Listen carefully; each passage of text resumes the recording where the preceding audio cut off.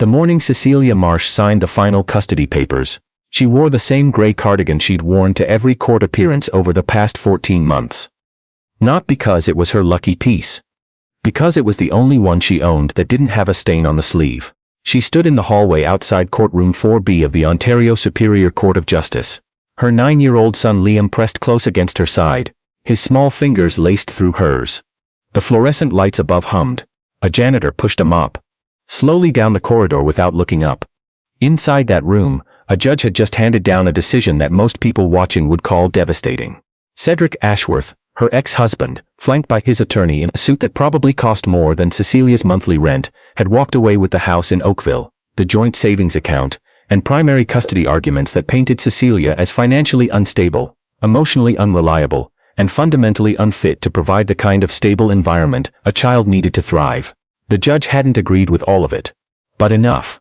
Cecelia had been granted shared custody every other week, which sounded fair on paper until you understood that Liam's school was in Oakville, that his doctor was in Oakville, that every single thing familiar to her son existed in a neighborhood she could no longer afford to live in. She would be moving back to a 2-bedroom apartment in Brampton. 3rd floor, no parking. Radiator that clanked all winter. As she pushed through the heavy oak doors of the courthouse into the pale October light, Cecelia felt Liam squeeze her hand harder. She squeezed back. That was their language. 2 squeezes meant I'm here, I've got you. Cedric emerged from the courthouse behind her, already on his phone, already laughing at something. His attorney, a man named Preston something, walked beside him like a shadow in expensive leather shoes. Cedric glanced over and seemed briefly surprised to find Cecelia still standing on the steps, as if he'd expected her to simply dissolve. You should really think about relocating closer to the city, he said, almost pleasantly. It would make transitions easier. For Liam. Cecelia didn't answer. I know things are tight, he continued, lowering his voice in a way that was meant to sound considerate, but landed as condescension. If you need help with first and last month's rent somewhere decent, I can ask my accountant. We're fine, Cecelia said quietly. Cedric tilted his head. Something flickered across his face, not cruelty exactly, more like the satisfaction of a man who already knew how the story ended.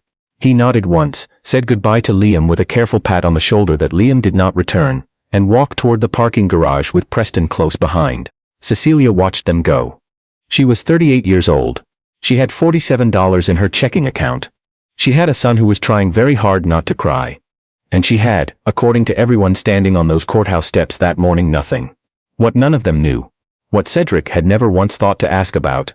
In 3 years of marriage and 14 months of legal warfare, was that Cecelia had been building something.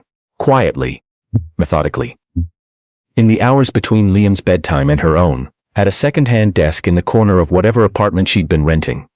It had started the winter before she married Cedric, back when she was still Cecelia Marsh from Timmins, Ontario, working double shifts at a medical imaging clinic in Mississauga, and trying to figure out what she actually wanted her life to look like. She had a friend. Her oldest friend, a woman named Dottie, who had studied environmental engineering at Waterloo, who kept telling her that the data analytics tools used in clinical research were, frankly, a decade behind where they needed to be. Clinics were drowning in imaging data they couldn't properly sort, compare, or share. Radiologists were doing manually what software could do in seconds. Cecelia was not a programmer. She was not an engineer. What she was someone who had spent 6 years watching that exact problem happen in real time, and had very specific ideas about what the solution should look like. So she found a developer through a mutual contact, scraped together $8,000 she'd saved from 2 years of double shifts, and they built the first version of something she called MedSort. It was rough, it was imperfect.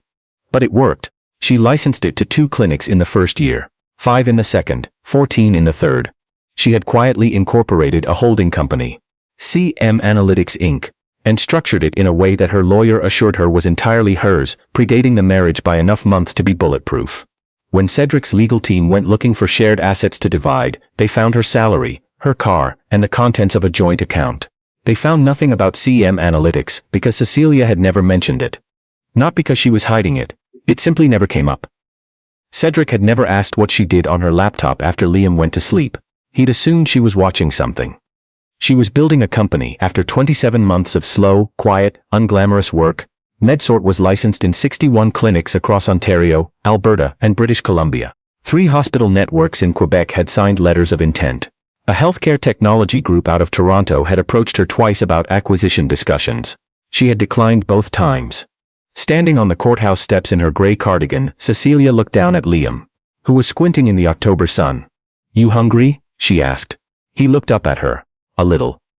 There's a poutine place 2 blocks from here that's been around since before your dad and I were born. Want to go?" Liam nodded. He still had that careful look on his face, the one he got when he was trying to figure out whether it was safe to feel okay. They had just started down the steps when Cecilia's phone buzzed. She glanced at it. A message from her chief development officer, a man named Huxley Bernard who ran the operational side of CEM Analytics from a small office in Kitchener. "The Halifax Health Network signed this morning, and Vancouver General wants a call Thursday. Also, the Brampton Regional Board asked if you can present in person next month. I think they want to be our flagship public hospital." "Cecelia, this is enormous." She stood there for a moment, reading it twice. Liam tugged her sleeve. "Mom, who's that?" "Work," she said, tucking the phone away. "Good work or bad work?" "Good," she said. "Really good, actually." They had almost reached the bottom of the steps when a black SUV pulled up smoothly to the curb in front of the courthouse. Not unusual, the area was full of them on any given weekday. But the woman who stepped out was one of Cecilia's. Priscilla Okafor, CM's head of partnerships, who had been in negotiations all week with a group Cecelia had asked her not to discuss over text messages.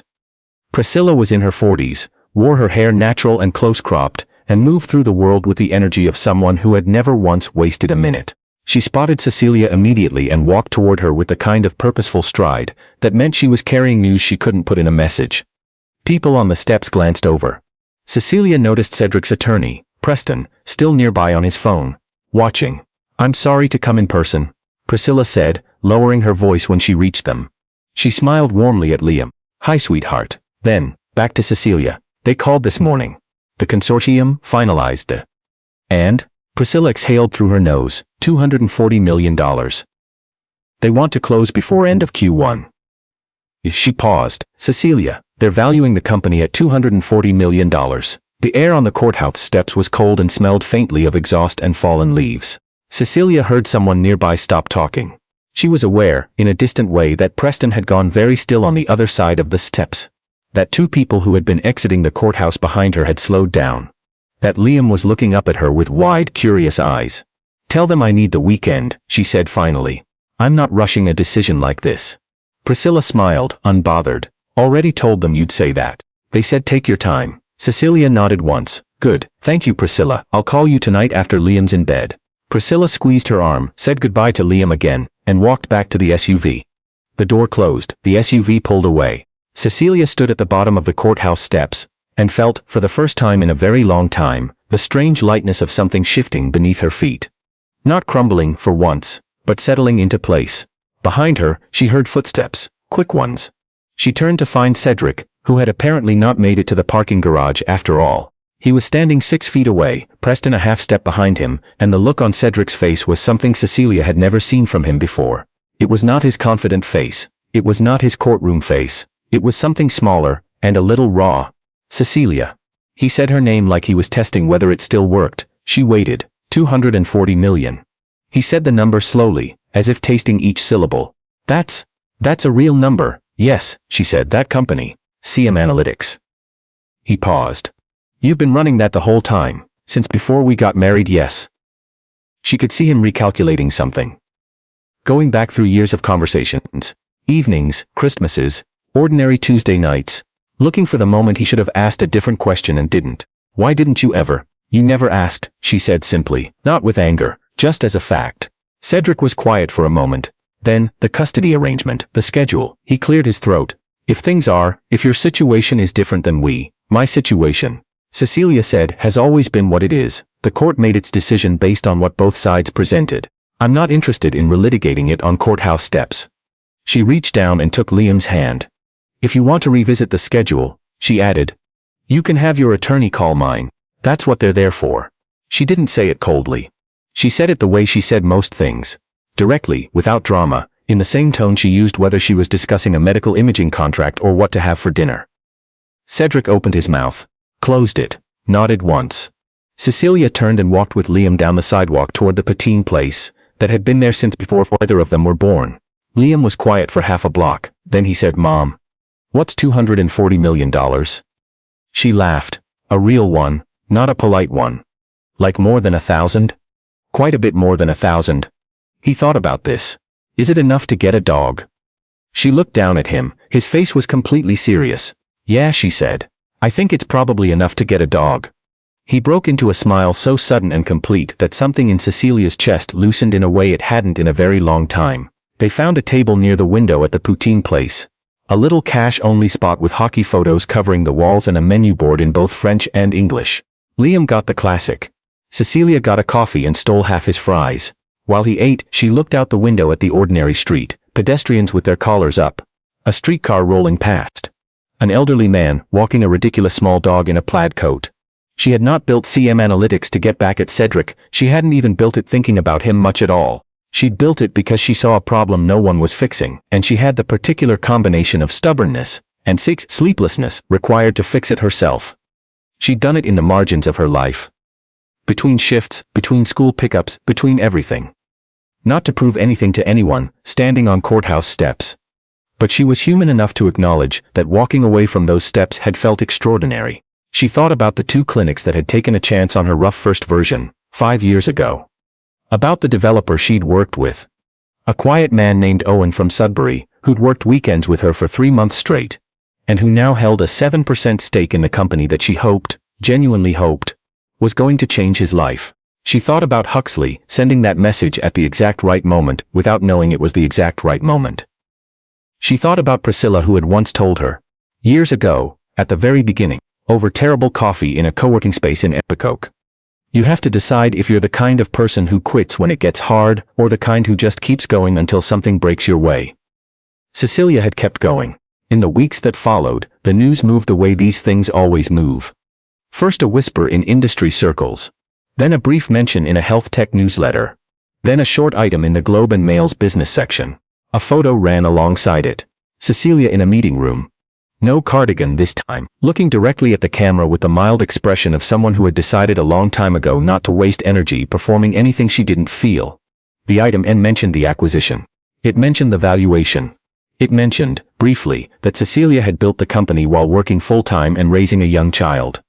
People who knew her sent congratulations. People who didn't know her sent interview requests. She declined most of them. What she did not decline was the invitation from the Brampton Regional Board. She drove to that meeting herself, in the same car she'd driven to court, and she presented MedSort to a room of administrators and physicians, who asked good questions for 90 minutes straight. She answered every one. On the drive home, Huxley called to say the board chair had already reached out to begin contract discussions. She picked Liam up from school that afternoon. He had a permission slip for a field trip to a science museum. She signed it in the car before she started the engine. The apartment in Brampton was small. The radiator did clank. On the first cold night of the year it woke her up at 3 in the morning. And she lay there for a while, listening to it, and found that she didn't particularly mind. She had a meeting in the morning. She had her son every other week. She had a company she'd built from nothing in the margins of an ordinary life, and whatever came next, she had built it herself. That wasn't nothing. That was in fact, everything. 2 months later, when the acquisition closed and the funds cleared and Cecilia's lawyer called to confirm the numbers were exactly what had been promised. She was sitting at her second-hand desk in the corner of the apartment. Liam was asleep. The radiator was quiet for once. She read the confirmation email twice. Then she closed the laptop, turned off the desk lamp, and went to check that Liam's blanket hadn't slipped off the way it always did. It had. She tucked it back around his shoulders. He didn't wake up. She stood there in the dark for a moment, just as a mother watching her kid sleep, and thought about everything that courtroom had tried to tell her about who she was and what she was worth and how the rest of her life was going to go. And she thought, they had no idea. She walked back to her room, set her alarm, and went to sleep. In the morning, there was a lot of work to do. There always was. And Cecelia Marsh had never once in her life been afraid of work.